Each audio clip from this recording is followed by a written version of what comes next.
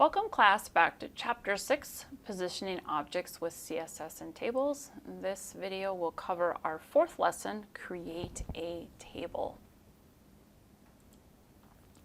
Tables are a great way to use a grid layout for presenting tabular type of data. So to create a table, we'll click on the Table button in our Insert panel, and it'll be in the HTML category, not the Common category. You can enter values for the number of rows and columns that you need for your table, and you can modify them as you go.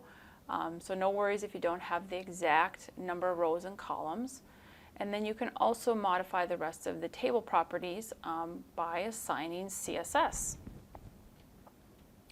The table width can be specified in units such as pixels or as a percentage. We are going to use a percentage because we want to keep that responsive design, that fluid type of design.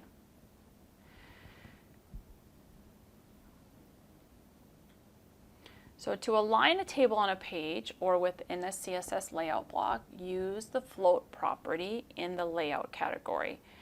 A table placed inside another table is called a nested table. Cell padding and cell spacing. Cell padding is the distance between your content and the cell wall, the lines inside the cell border. And then cell spacing is the distance between the individual cells. You can make a table more accessible to visually impaired users by adding a table caption and a table header that screen readers can read. A table caption appears at the top of the table and describes the table contents. Table headers are another way to provide information about table content. They can be placed at the top of columns. They are automatically centered and bolded, and are used by screen readers to help users identify the table content. So here is our table dialog box, and this is the exact dialog box that you are going to use to create the table for the cafe page, and it's the exact data that you're going to use as well. So you're going to do rows of 5, columns of 3. You're going to remove anything that's in table width, border thickness, cell padding, and cell spacing. You'll change the header to top. So just notice the header options there. You can do none. Left would be down your leftmost column, top across the top, and then you can do both left and top. Then caption, the Sand Crab Cafe hours. Again, that's what's going to appear above the table and also used for our screen readers. Summary is also good for accessibility because it's going to read to our visually impaired visitors that what the summary of the table would be. What is the data in there? So let's practice pages 24 and 25. So place the insertion point in the intro paragraph div, switch to code view, and then place the insertion point after the ending div tag for intro paragraph div. So in our code here, so here's intro paragraph, we're going to place it after the div.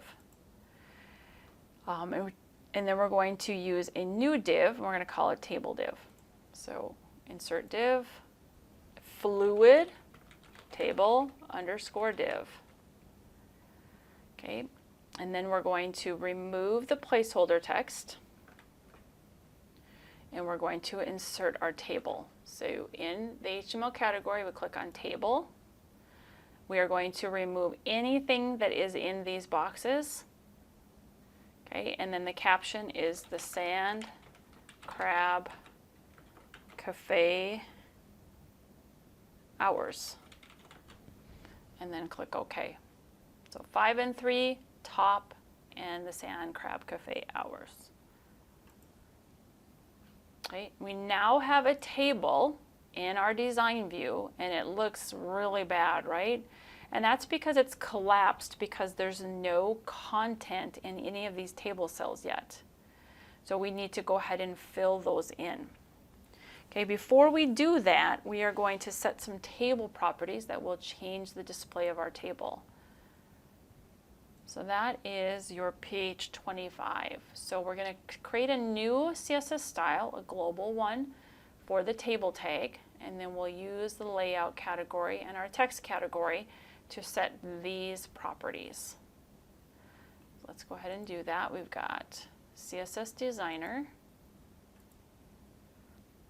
SU Styles Global, okay, just table. Okay, and then I'm going to go ahead and do the text one right away, and that's font family, so go.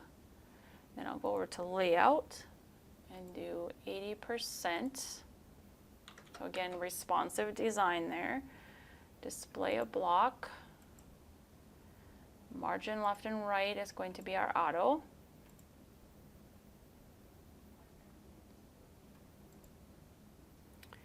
And that is it. So that's going to center our table, and the table is only going to take up 80%, and it doesn't matter what display that we're working on, that's what it will be. Okay, so let's move that CSS Designers panel out of the way, and this is what our table looks like now. And that is lesson 4.